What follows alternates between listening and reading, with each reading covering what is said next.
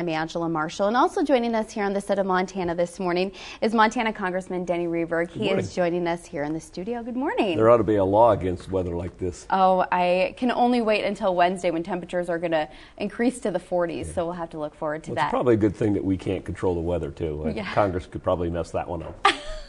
Well, you are in Missoula today because you're going to be meeting with some business leaders. You're going to be meeting with business leaders at Rivertop Renewables and then again at whocanhelp.com. It's all part of a jobs tour that you're doing. Go ahead and explain more to our viewers exactly the premise behind these tours. Well, first of all, every politician can read a poll. Everybody knows the number one issue is jobs in the economy. The problem is there are different ways of getting at the same problem. And we've had their process over the course of the last 2 and 4 years. It was a $1 trillion failed stimulus, and they're trying to revamp health care, but it didn't fix the health care issue. It's better to go out and talk to the small businesses themselves and say, what will it take for you to start hiring again? And usually it's getting government off your back and lowering the tax burden, not what's been done with governmental spending. And so everybody talks a good story, but there's better ways at getting at a better economy, and that's what we're talking about. Now, this is the fourth of 4 stops that you're making in the state of Montana. And what has the feedback been like from these business leaders so far? Well, it's great, but unfortunately it's uncertainty. There's a lot of lack of access to capital. Bankers will tell you they want to loan. But unfortunately, the financial reform that passed Congress made it much more difficult for them. The regulators now come in and they say, you're not giving enough of this kind of loan.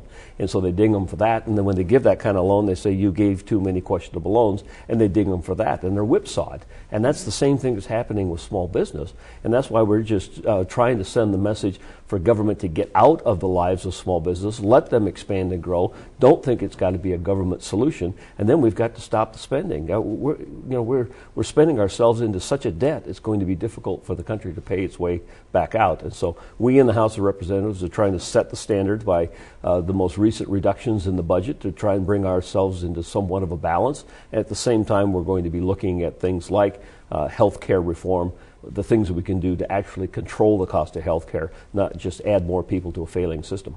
Now, speaking of the budget, on Friday, the House of Representatives, or early Saturday morning. Exactly. They passed their version of the federal spending bill, and it does require about $61 billion worth of, or $billion,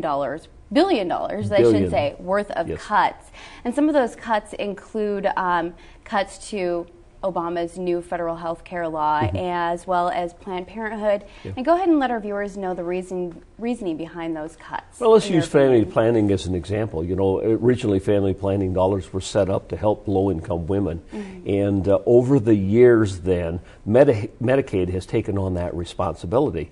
But the funding for family planning hasn't changed within Title X.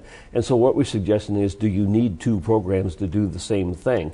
You look at Pell Grants. Pell Grants are now mandatory. The difficulty is this year it costs us $19 billion for Pell Grants. Next year it's going to cost us $44 billion. That's the new base.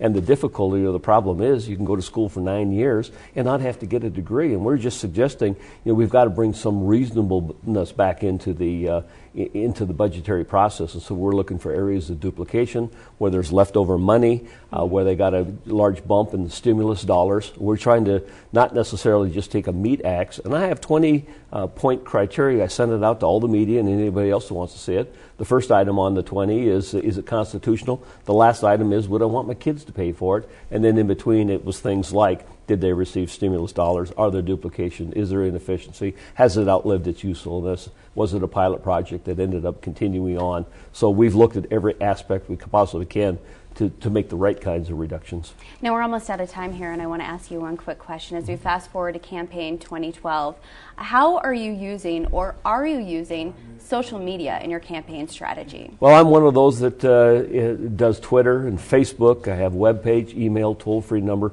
You name it, I'm connected. I often say that I have 6,500 friends on my Facebook, and they're not all friends. Everybody can join in. We love the discussion. It's really fun.